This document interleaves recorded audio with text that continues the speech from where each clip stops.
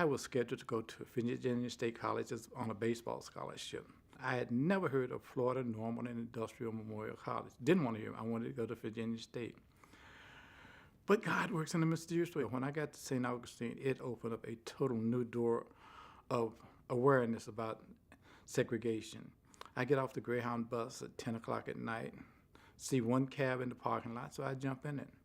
And the cab driver turns and looks at me. He says, "Hey, nigga, can't you read?" I said, "Yes, I'm going to college." He said, "You better get your black so-and-so out of my cab."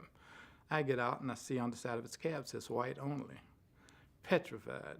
Knew nobody in St. Augustine, and only had one name that I knew, so I called Dr. Purrier. He came down, picked me up, and personally took me out to the dorm, so I began to feel at home. And we started organizing, but we didn't have the support of the university, or the college at the time, the way we wanted.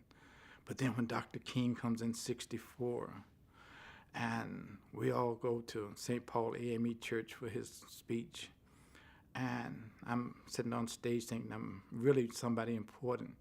And after he speaks, he says, "We're going to play my favorite game, Follow the Leader." So we start singing "We Shall Overcome," and we link arms and follow him out of the church.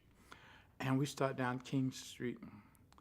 And all of a sudden, it seemed like horses just materialized out of the concrete. A Klansmen, the sheriff's department. And they start beating us like we were cattle. In fact, some of us and myself got burned with the cattle prongs, and we had to split. And so we go back to the campus, and then we were really adamant that we were going to do something.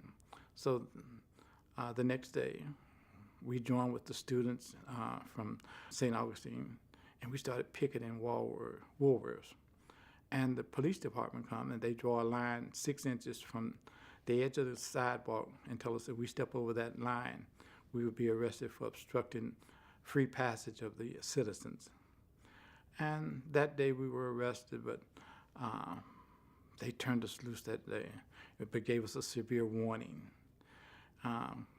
Next week we go down and we try it again. And it was a hot summer day. I forgot what month it was, but instead of putting us in the jail, they put us in the stockade. And the ground had been watered, so we were trying to avoid all the manure and stuff where those cattle had been in the stockade, and we were hot. And Dr. Purrier puts up bail money for the students, and we get released. These were the type of things that motivated us. So Dr. Purrier decided that enough's enough. The governor wouldn't give us protection from the National Guard. We had no protection from the city or the county. So he found a loophole in state law says, if you're hired as a security guard, you can carry a gun.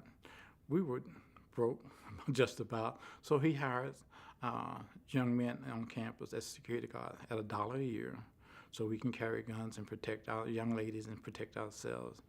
And some nights, when we would get word that maybe the Klan was going to ride through the campus, we would sleep up in the trees, those moss-hung trees, to protect our campus.